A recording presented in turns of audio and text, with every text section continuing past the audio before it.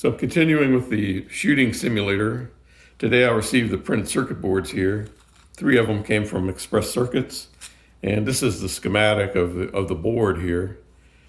And this is a schematic of one channel of the board with some descriptions about what goes on in it.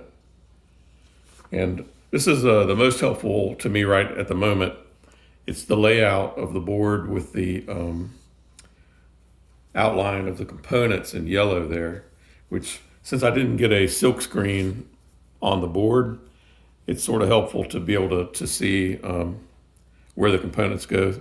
A lot of them you can kind of tell where there's the 14-pin dip pattern there, and there's the 6-pin patterns. You can pick those out, and these are the LED patterns there, and potentiometer patterns. So you'll also notice pin 1 of the dip patterns is square, and the others are round. So that's another tip off as to how it goes. And another thing I do if I'm doing a simple board like this and there's no screen printing, I'll put some text on it in the conductive trace here, just to give me a real quick reference. This says ground and +5, so I don't think I need the screen printing on this. So I'm going to go ahead now and populate this board. I'll show you how to go about doing that. So I've got my soldering iron warmed up and got the solder here. The only tool I really need for this part are some cutters here to trim the leads. So I've got a vise here that I can put the board in. And what I normally like to do is start off putting the chips in, the integrated circuits. So I'll start with the larger one here, the op amp. Comes in a tube like this to keep the pins straight. This is the LM324AN. It's a quad op amp. And I see there's pin 1 there, the squared pin, and pin 1 on the pattern here that is denoted by the upper left pin where that indent is. So I normally will work all these into the board first.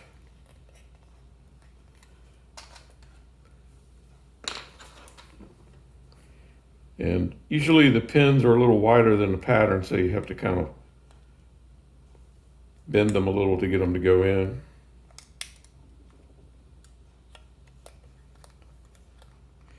That also helps them to stay while you're soldering them.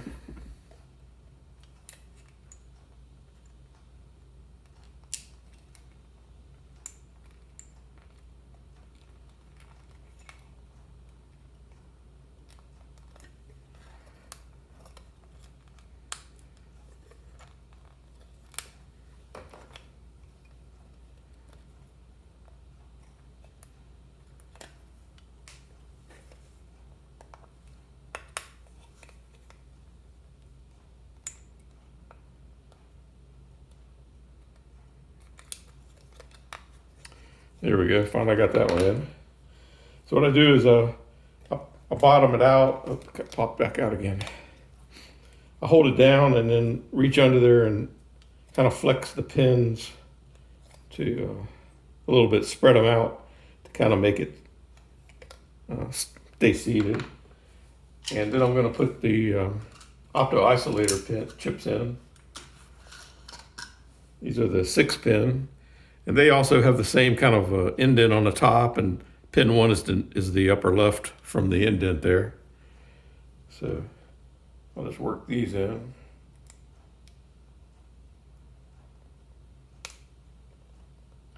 I normally like to do the chips first because sometimes you can get all the chips seated and flip the board over and solder them, and then they're all at the same elevation still, so the board's not rocking around on you.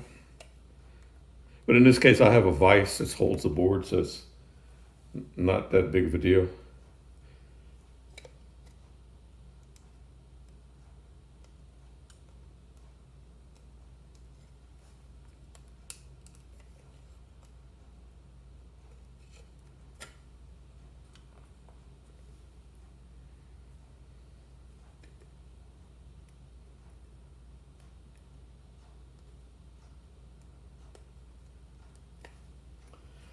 So this board gets 5 of these.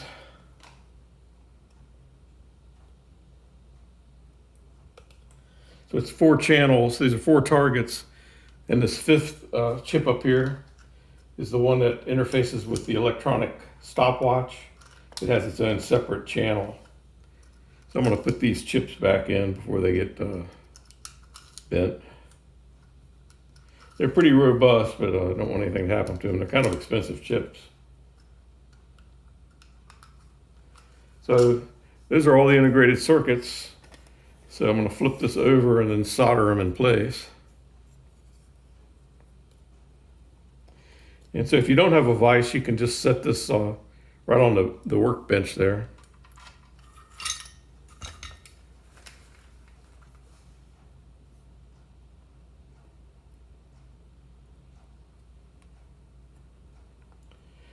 So I like to put some heat into the pin first, the connection, and then feed in some solder after I see that it's warmed up a little.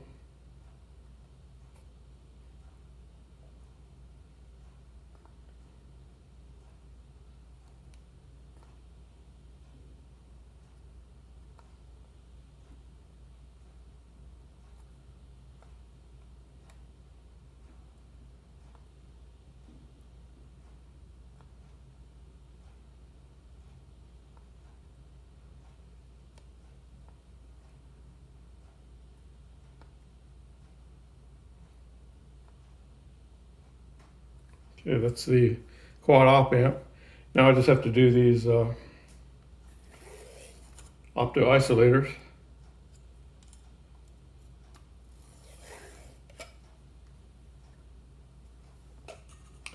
And it's good to have a little brass pad there to clean the tip.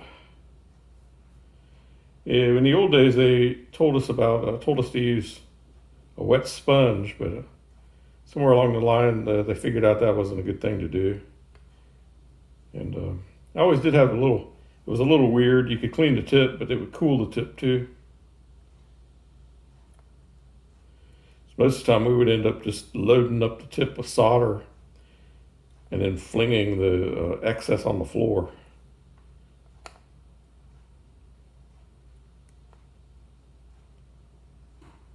But this helps. This is a good way to do it here with the brass there, or whatever that is.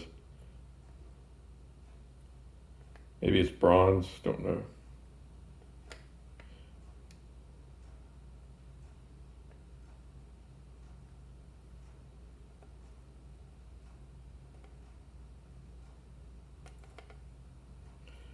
Also, I realized on the design I have 4 independent potentiometers, one to set the ambient level for each sensor. And I realized that I could probably get away with just one, since if they're all sort of in the same situation, like if they're all in the same room. So this first one, I'm going to go ahead and build all 4 potentiometers for individual adjustment, but I'll probably modify that and basically just need one potentiometer and share that reference voltage with all 4 of the inputs of the amplifier, and I think it will work fine. But if you're using it outside and the orientation's a lot different, it might be good to have all 4 independent. So there we go. I have got all the chips soldered in, and now I'm going to do the potentiometers. Like I said, got 4 of these potentiometers.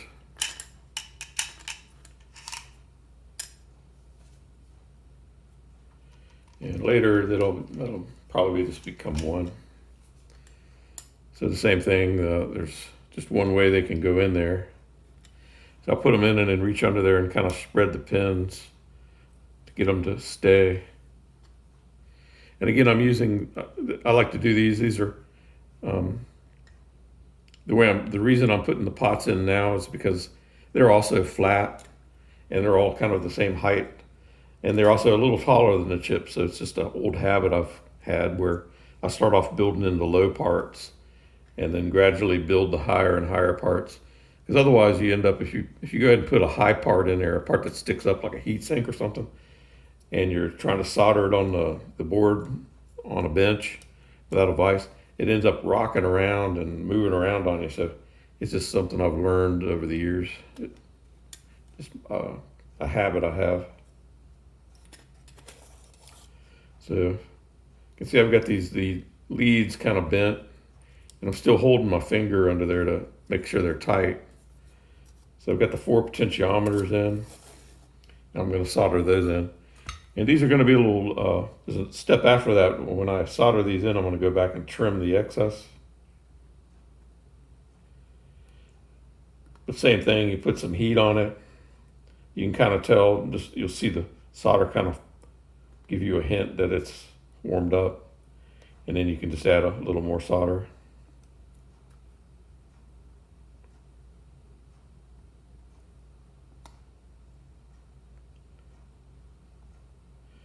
And what I'm going to do is actually mount one of these boards right on the back of a target, just to minimize everything. I'm not even going to put it in an enclosure or anything right now, since I'll be using it myself. But if it was gonna be used by a lot of people, you would probably want to put it in an enclosure and protect it. Sure enough, if it can be broken, somebody will do it. So now I just take these cutters and trim off the excess.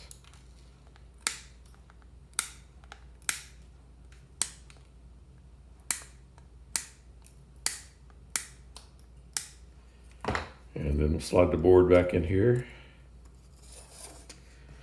And so I guess the next thing I'm gonna do are the resistors. So I'm looking at I just have a 1K there. That's these right here.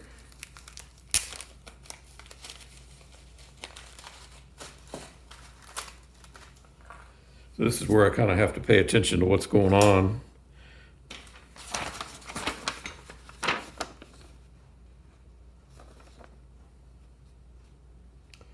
So one of these is a resistor and the other one is an LDR that goes to, so the bottom one, you can see the resistor here goes to ground. So the resistors are the ones that close in. I'm just kind of talking to myself here.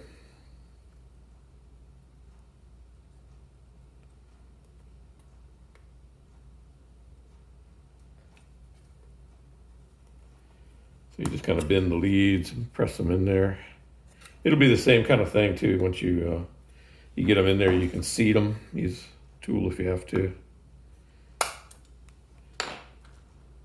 So there'll be 4 of these.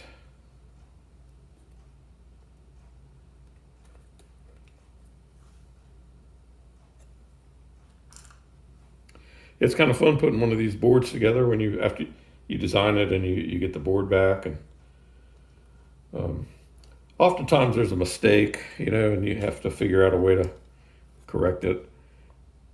In my case, I think in the time since I designed it, I had some time to think about it, and I've already got some changes I want to do to the board. So, like using 1 potentiometer instead of 4. So, but I can easily modify it, put some jumpers in, or cut traces or something like that. So I've got the 4 1K potentiometers in, or the 1K. Then there's one more 1K that goes from the output here, and it will swing back around to here. So that's and so on this drawing here, you can see it's these resistors, the outline there. But normally if you paid a little more, you could get the screen printing, and it would not only have the resistor outline, but it would give you the value of the resistor and the resistor reference number or the part number. And but in this case, it's just kind of a simple board, and didn't really feel like I needed all that. But if it was complicated, or you would build it and then other people would have to work on it, or you'd have to come back later. You probably would want a spring for the extra information on the board.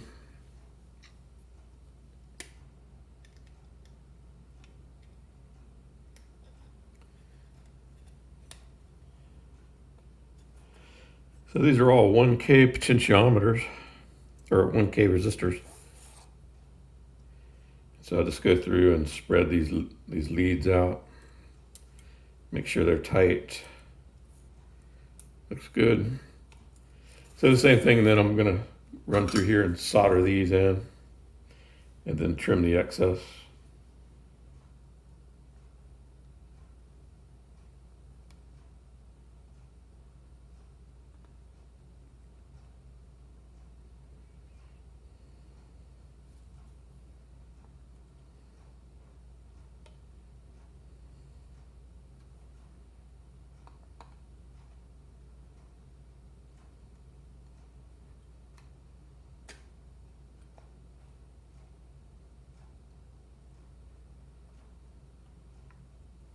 My solder is a little bit fat for the job, but I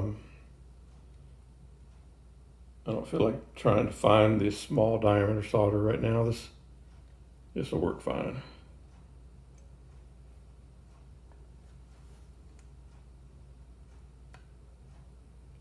But if you were doing like production work or something like that, you would want to have everything optimized.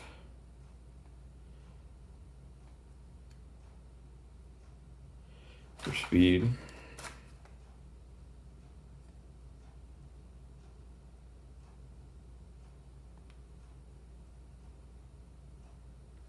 The Express Circuits service is pretty handy. They offer the layout software and everything you need right there on their website. And then they generate the Gerber files and give you a quote on the board. Very handy. Like if you don't happen to have a PC board layout software, you don't really need it. They provide everything you need. And the board's very quick turnaround too.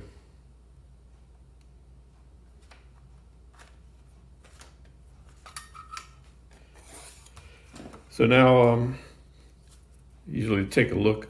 If there was one of them that was up riding a little high, I could heat it up and push it down, but everything looks okay. So I'm just going to go through here and trim these leads now.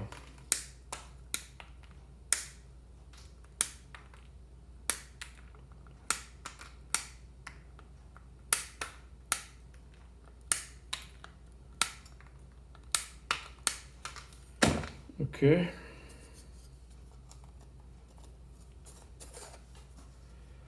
So now I'm going to, let's see. The LDRs go here. There's 4 of them. I'm trying to remember what these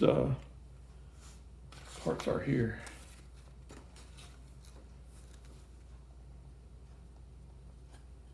I don't see them on this. See, actually, this drawing here is an older revision. I don't have those layout parts on there.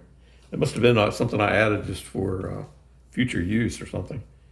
So anyway, I'm going to pop in the LEDs now. Bought these green LEDs on a website. They claim to be high intensity made in China, but they actually are not. So I had to buy some more from DigiKey. And so I'm just going to use these as the low intensity indicator. And so here again, this is the LED. There's a longer lead and a shorter lead. And so the shorter lead is the cathode, the longer lead is the anode. And so the anode would be the positive voltage, the cathode would be the negative voltage. The electrons would be flowing from the cathode to the anode. So in this case, I put it in this orientation with the long pin to the back here. So there's actually 3 LEDs in the circuit. There's this one. There's another one here behind it. And then there's actually one inside the chip there. So they're all in series. So I'm just going to drop all these in. And hopefully these LEDs are functioning. haven't tested them, but the parts were super cheap, and they weren't what they claimed to be, so they may not even work. The one or two that I did try did work, but they're not very bright. But they'll be fine for this as status. This is the status indicator of the LDR. It lets you know if it's going to trigger or not, so you can make an adjustment based on what you see on that LED. So there's two LEDs. This row here gives you the status of the output, whether it's transitioning or not. And this row here is the latched LED. It will latch on, and it tells you the state of these. It would be cool if they actually put the LED where you could see it on the chip, but I guess maybe that could be a problem. If light strikes the chip, it would activate the circuit. So maybe it wouldn't be that cool after all. So anyway, there's all the LEDs going on it. So now I'm going to do the same thing. I'm kind of holding them in place. Go through here and flare the leads at the bottom, just to keep them in the holes while I'm soldering them.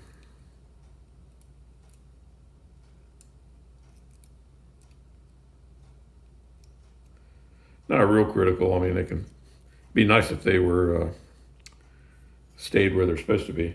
I might actually push up on it with my finger at the first leg to let it bottom out. Show you what I mean here. So I can push up on it a little bit. So I'm going to heat this up, get solder going on it. Then I'm going to reach up here and push up on it, and then remove the heat, and it'll stay there. And I'll just do the same thing to the next door LED here.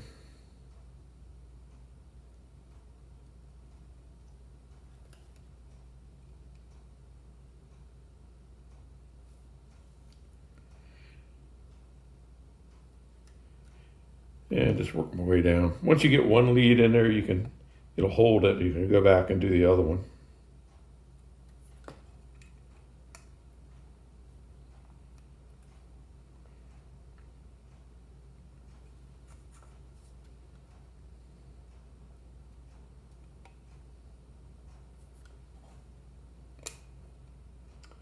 Yeah, that one there, it moved a lot.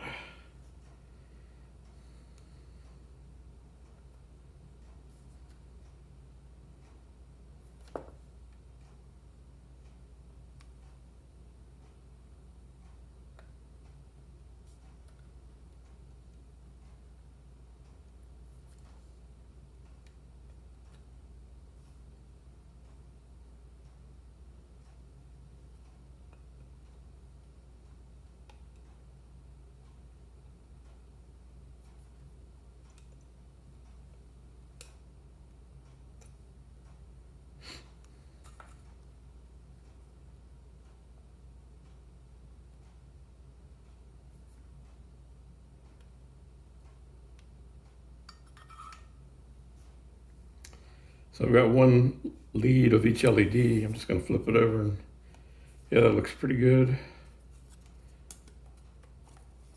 Now I'll just go back and solder the rest of them.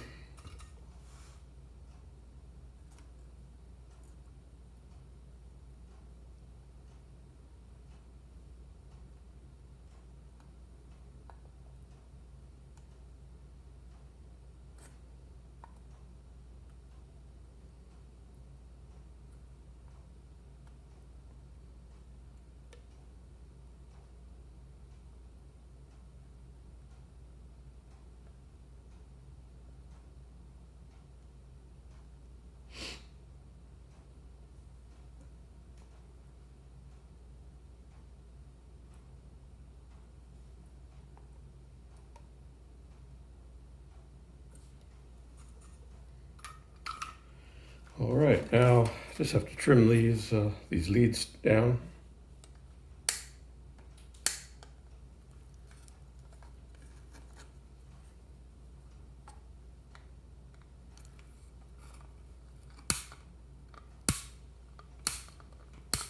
Kind of makes a bit of a mess. These things fly all over the place, and then you gotta figure out where they went and sweep them up. All right.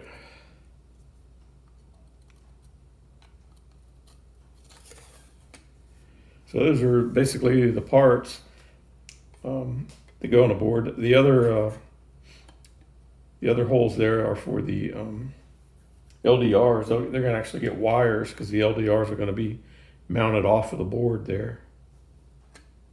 So that's basically it. That's how you would populate the boards. I've got 2 more boards to do, and then the next step I'll show you is mounting it on the target and doing some testing with it.